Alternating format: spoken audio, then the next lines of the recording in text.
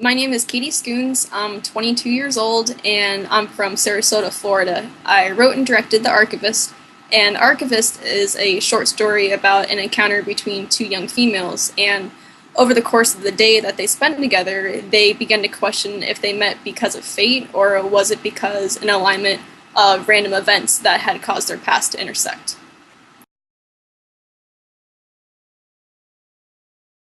I would say the biggest advantage that Florida State University's film school has to offer is the fact that we have a great disposal of free equipment at our use. For example, the Archivist, I was able to shoot on the Red 1 cameras because they make them free for the students' use. So, I think that's really great that you're not necessarily limited by production costs. You're more limited by your imagination than anything. So, I think that's an incredibly strong suit for us to be able to produce high quality films. What came first was the idea of creating a character who is an archivist because I've kind of always had an interest in archival footage from who made it, where did they come from, why did they create it. So it was really an interesting idea for me to create a character who is an archivist. And then once I figured out the story that I wanted to tell, I was able to find the stock footage that kind of created a really strong storytelling component to aid the narrative that I wanted to tell.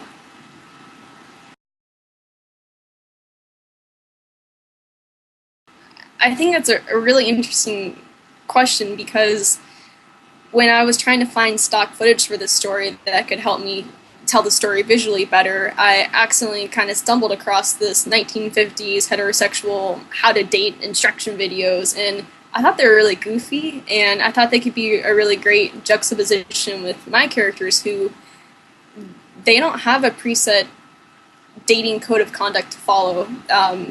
So in a sense, if there is a hidden message, I would say there is a message in the sense that they have to forge their own ideas of what it is to date in a same-sex relationship, and they kind of figure that out as they spend their day together. They don't take on any gender roles where, there's not one girl that asks the other girl out first. It's just they're two females in the same-sex relationship, so gender roles don't apply to them. So I thought that was really interesting to juxtapose that old archival footage with my two modern girls. I wanted to use a voiceover instead of a traditional narrative because that way I could kind of keep the characters in a more dreamlike state. Because it was really important to me that these characters could be anyone that the audience knew, so they could imagine a time when they may have caught someone's glance for a second longer, wondering if there's something behind that. So the girls really represented that idea for me.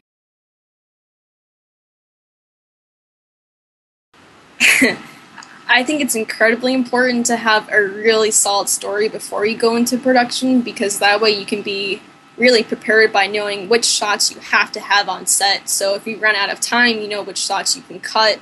And I also think it's really important because it kind of gives you set yourself up for an opportunity to collaborate with your DP on set if you have some extra time, so you can turn to your director of photography and say, hey, we didn't do this in our storyboards, but since we have some extra time, what if we added this shot? So it kind of allows you to be more spontaneous and creative on set if you are very well prepared going into your shooting days.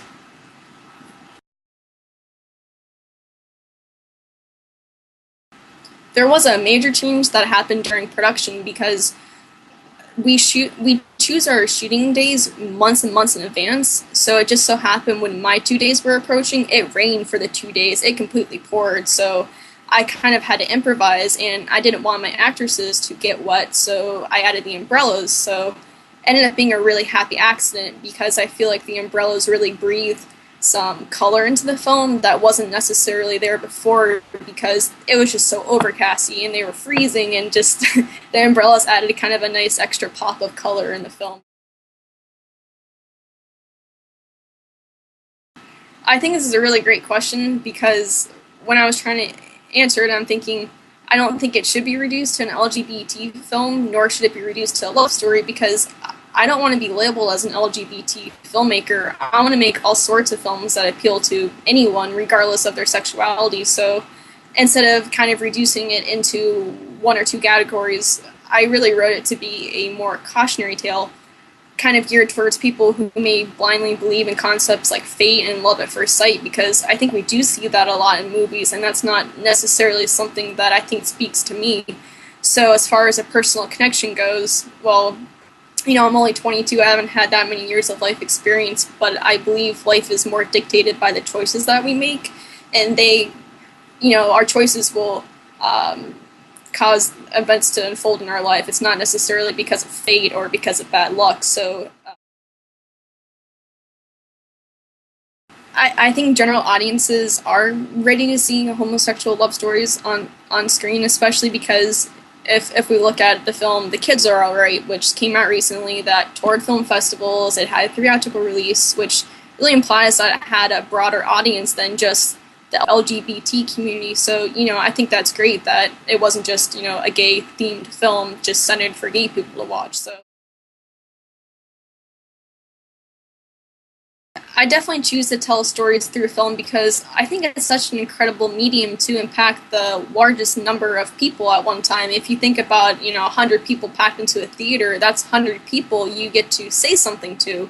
So I think film really allows a great opportunity in that sense.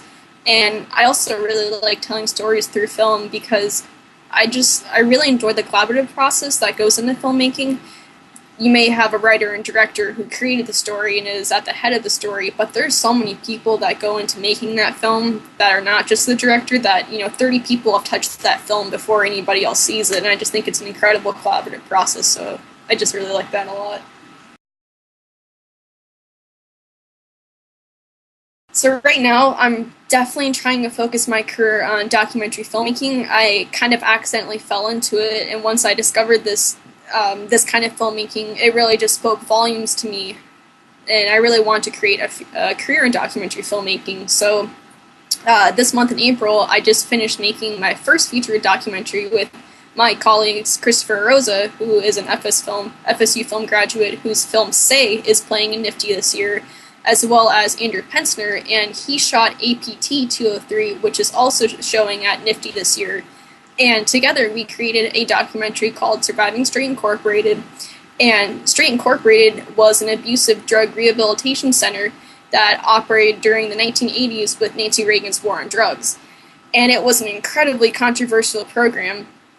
And our documentary is an examination of this place. And we asked the audience, is it really ever ethical to treat teenagers who may or may not have a drug problem with an ends justify the means attitude?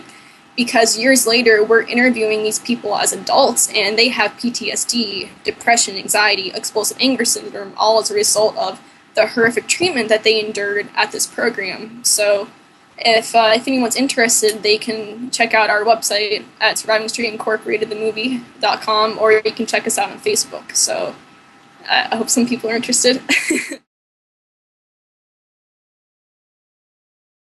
I would say just keep trying, don't get discouraged. When it rained for 2 days straight on my set, we improvise a lot, and I think just the ability to keep thinking on your feet can do you wonders. So thank you so much for watching, and I just want to encourage you guys to come see my film opening night, which is April 28th, and it's at the Cinerama. So thank you guys so much for watching, and if you want to learn more about The Archivist, you can log on to The Archivist on Facebook. So hope to see you guys there.